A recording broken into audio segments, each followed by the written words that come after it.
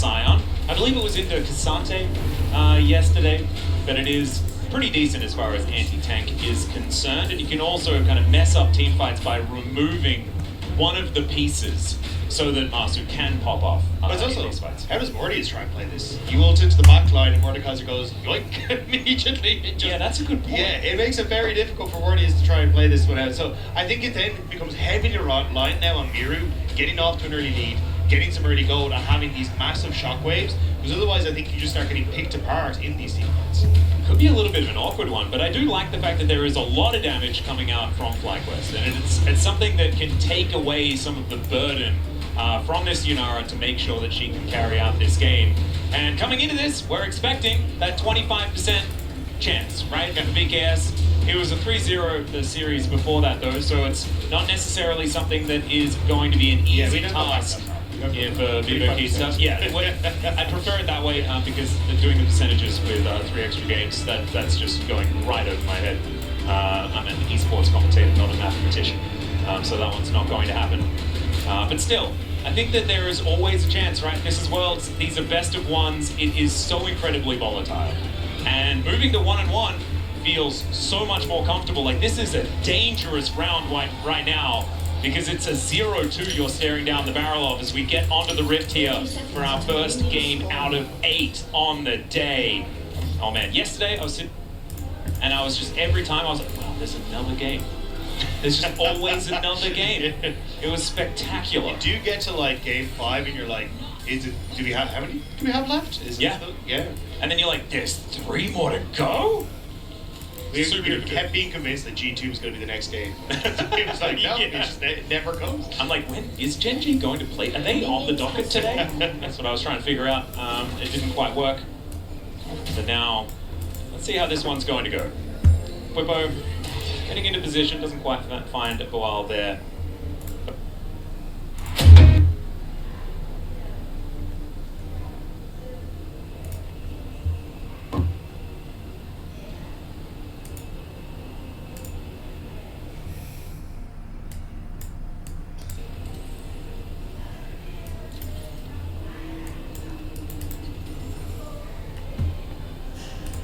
Maybe some of the world's spirit is going to get to them, because it's the teams that flourish at the World Championship that win. And, you know, DRX proved it in 2022. We now know that sometimes this tournament just changes you. Yeah. Maybe some of the world's spirit is going to get to them, because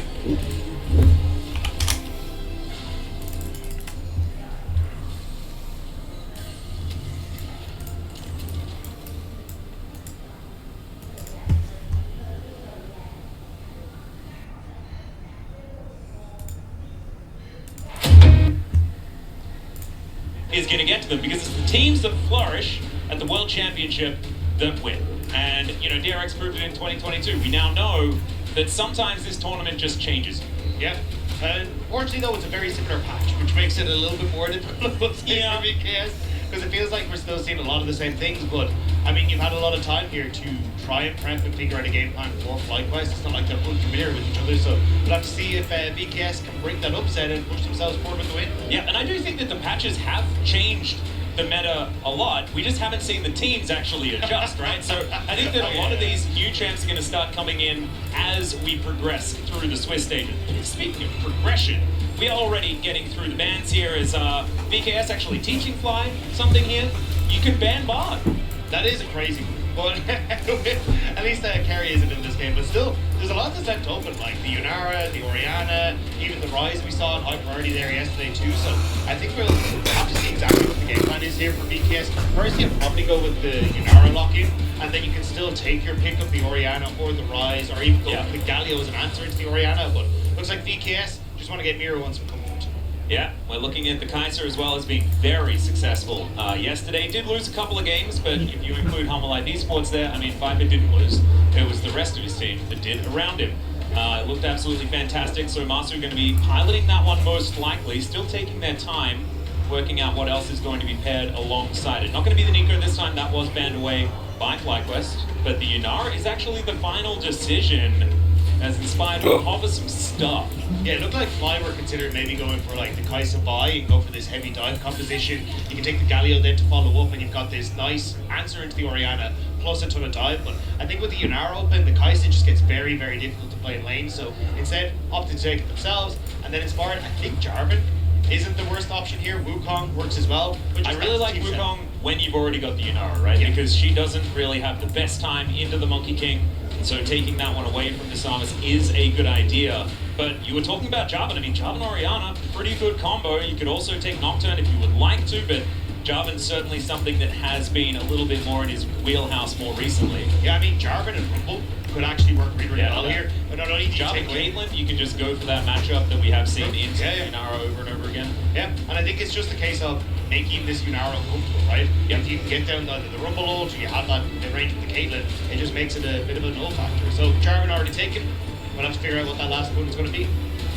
Wouldn't mind. The more I think about it, I think you're onto something with the Rumble. I think the Rumble feels pretty good, but we'll just have to see where VKS want to go, because now that an 80 carry is locked in over the other side, it makes things a little bit messy, right? Because you could be staring down the barrel of a difficult bottom lane that can then be protected by a couple of bans to come in immediately afterwards. So maybe it's going to be an 80 carry that could be locked in, and that Kai'Sa that we were talking about before will be picked up by Morteus here for the bottom side of the map.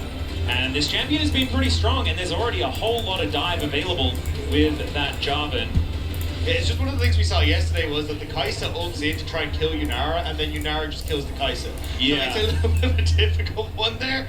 So I'm curious exactly how VK is going to try and play this, because yes, you've got the Jarvan as the setup, but what's the rest of this composition going to round out as? Because obviously you need something like an Alistar or Rel to kind of facilitate alongside the Jarvan, but I don't see a lot of other things that you can pick, especially with the Ambessa gone, that you can try and pair for that extra dive into the backline. Yeah, could have been an option. And I'm a bit sad. I actually feel like if FlyQuest had have banned the Orianna, they could have maybe baited the very popular Rise first pick, and we could see Quad play Cassiopeia. He's always loved that champion. Yeah. It could have been an option, not actually going to come through here, as the Alistar will be the final lock-in. Still, there is a chance, theoretically, but not as good of a matchup At least it's into the Orianna. so maybe we'll get Yeah, that's true. This is Fearless Best of 1. Yeah, but it's still gone. Right? Yeah, it is gone, so they can't play it in a game 2 if it was to exist. I'm really glad that you brought that up. I really like talking about Fearless Best of Ones a little bit earlier in the year. Alright, we do see the Poppy band away, and a couple more bands to come through now from VKS. As we'll see, this is not going to be Fearless Band, this is going to be real bands. Yeah. You can't actually play. I am surprised by Fly going for Poppy Band though, because again, like, I feel like you want more dive on VKS, and Poppy isn't really that. She's anti the engage and anti setup. Like, I understand you have the Alistar, but realistically, I think you're looking at like Tricky trying to go for something like a Rel, some sort of engage on that bottom side. So I thought you'd remove like Nautilus, remove Rel, and just try and set yourself up nice and easy in this bottom side. Maybe remove something like the Rakan too. Yep. But I don't mind it because it does really do a number to headbutt Nimbus Strike. So the engage options do get limited by the Poppy. She's just annoying. Let's be honest. If you don't want to play her, it makes sense to remove it. As the Rakan also going to be taken away here.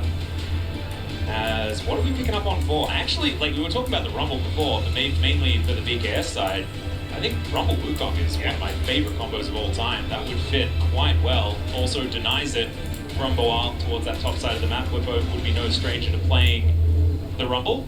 I still don't hate going for something like a Galio here, honestly, on this fourth rotation. Like, works well into the Orianna, Blood laning presence, you've already got decent damage follow. It does also deny a Rumble on the other side, because then you flex it to Whippo to play it into it. And so yeah, I'd probably go with the Galio here, and then, as you say, you can kind of wait and see what these next couple of rotations are going to be before you fully commit. Well, let's see what Master is going to be locking away and for who. They're looking for a couple of solo laners. And we'll see where it does go. Syndra's an interesting one. She did get buffed at the patch, but might be our first look into some actual changes. And speaking of which, another one buffed on the patch, but no, it won't be the case. It's going to be a Victor, which is far less interesting than either of those other two options. Yeah, I think it's also interesting because again, you've set up here with things that like going for mobile carries, and now you've locked in Victor, right? Like, yes, you have that gravity field that you can throw down over the Cataclysm to kind of make things uncomfortable for the Jarvan, but it's not exactly ideal, I think, in this situation. Either way, I think FlyQuest are just saying, look, we have already beaten these guys so many times before.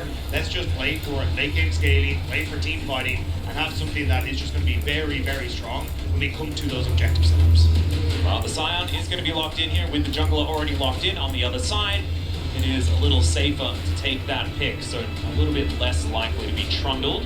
As Trimby, what's it going to be? Looking for his own pick here to pair alongside the Kai'Sa. I'm interested. Is it just going to be Rel go for a little bit of added engage? But they do have a lot of it already there. Instead, just some targeted CC for that Yunara, making sure that Masu is going to have the hardest time possible. And already, there's a Jarvan, there's a Scion, and that's going to mean that navigating these team fights with FlyQuest is going to be a little awkward. But they do have a fair bit of damage already, especially if Whippo locks in something that is capable of putting on some hurt. Put around at something like a Gwen here in the top side if you wanted to. You get the Shroud to deny that Orianna ult. You set up that very well for the team fight because you provide another DPS. So even if you take out the Yunara or the Victor, you've still got that extra threat. But it's going to be a different AP carry, it looks like, in the top side. Didn't work out too well yesterday. Yeah, I mean, if at first you don't succeed, try again. Yeah. And as it turns out, we can have a little bit of a run back here, this time against the Scion. I believe it was into Cassante yesterday, but it is pretty decent as far as anti-tank is concerned. And you can also kind of mess up team fights by removing one of the pieces so that Masu can pop off but it's in also, these fights. how does Mortius try and play this? You ult into the back line and Mordekaiser goes yoink immediately. Yeah, that's a good point. Yeah, it makes it very difficult for Mortius to try and play this one out. So I think it then becomes heavy to rely now on Miru getting off to an early lead, getting some early gold, and having these massive shockwaves. Because otherwise, I think you just start getting picked apart in these team fights.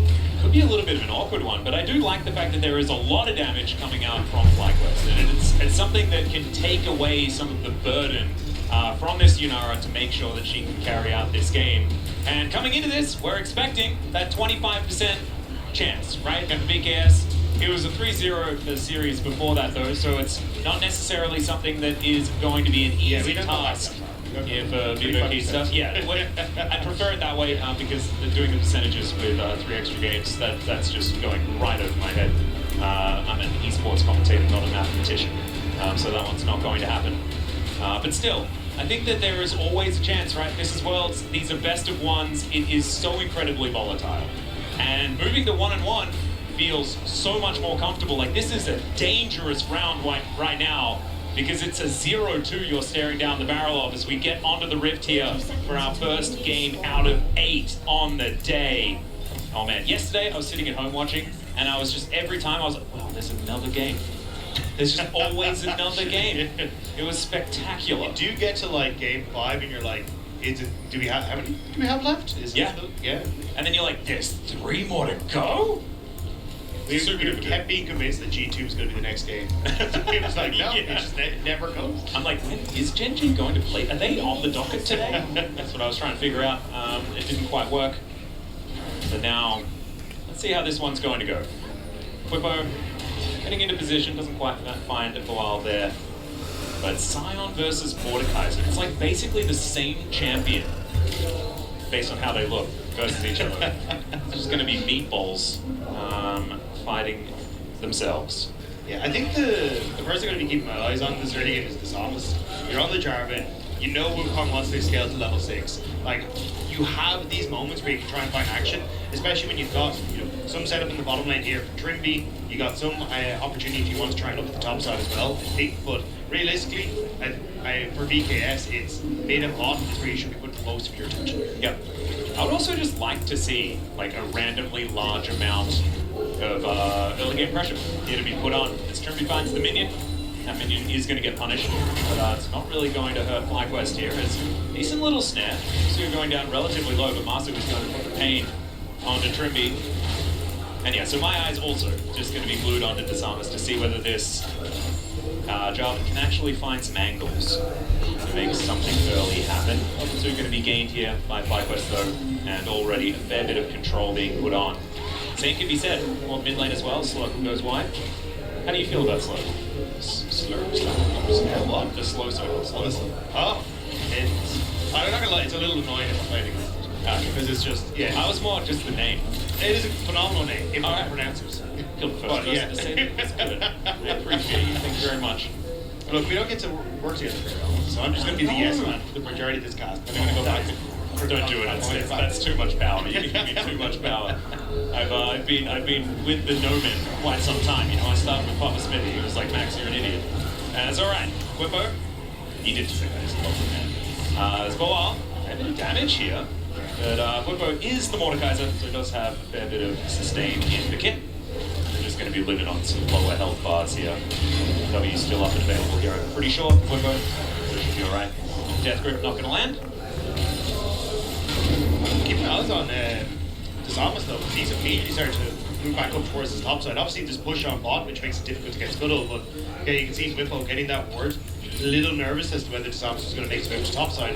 Could try and wrap around him behind Baron Pit though and look for the gang top. Yeah, we'll see whether he actually has some information about where that ward is, or whether he just wants to go for quad. Already, the Q damage starting to stack up as quad doing a fair bit of work here, as we can see. So it will make things a little bit less ideal. As far as gankability, both of them going to be backing at exactly the same time. Though we do love some of that coordination. And the game is extremely even, and I imagine that's how it's going to look until level 6s are going to be hit. I thought that if anything was going to happen, it'd be Disamus to be able to get something done early on, but decided to just go for a full clear and keep farming things up. And that's where we saw a lot of the objective fights, was kind of where this series really kicked off. Yep. Last time we saw these two teams face off. So I'm not surprised that we're going to end up waiting for that, especially CC. Like, it's not only the Wukong that comes alive, Oriana looking significantly better when she gets access to that shockwave as well. And there's just not really a huge amount that Mortez and Trinity can do on the bottom side. Lucio certainly thinking like he can do something here as they do get the trample onto Trimby. Mortez trying to get something done, but it's not quite working out. Amasu presses Q, and that means they have to run the heck away. It's going to be the answer here as, wow, a fair bit of damage from Whippo, who is having a much better time than Mordekaiser this time around. A significantly better time. I mean, Boal will be fine. You're still Zion, and you're still keeping even on the CS side of things. I think until we actually see Fire come up here and make Boal pay for the health that he's actually losing, I think BKS are going to be happy enough to leave the top laner surviving in that lane matchup. But yeah, I think the biggest issue for BKS is just access to lane states is a little bit difficult for Disamus. So Inspire just kind of gets to play his game while farming the edge. Well, Whippo is going to take a cheeky turret shot, eats it with the shield, so he's going to be fine. Or the Slayer actually manages to connect. But looks like it is just going to be some resets coming on through. And now, because things are slow, things have calmed down, who do we like if we do get to a later stage of the game? Who has the onus on them to make something happen? Because they don't quite have the scaling matchup. Yeah, I mean, it's hard to go against the Victor and Yunara late game, right? I think a good Shockwave and a good Cataclysm setup can always turn the tides of the fight. But I think in general, I just like the ability to have just the late game damage that comes out from both of the carries on fly. And also, as you say, like, I think this game is going to be very difficult for Mortez to try and play. You have to try and get past Inspired to the Wukong, Whippo just pressing ore on you. And actually, Samus might get a draw here. Yeah, Boosty are going to be joining in as well as the animals come out of the jungle. That is going to be a fantastic snare onto Disamus, and down he goes. First blood over to the western goat jungler. Spine going to be able to claim that one as Miro not able to punish Busio at all. BKS lick their wounds, run away, but they lose their jungler. Great interrupt from the Flag and Drag and the Pink Fly, and again Busio end up, oh, hang on.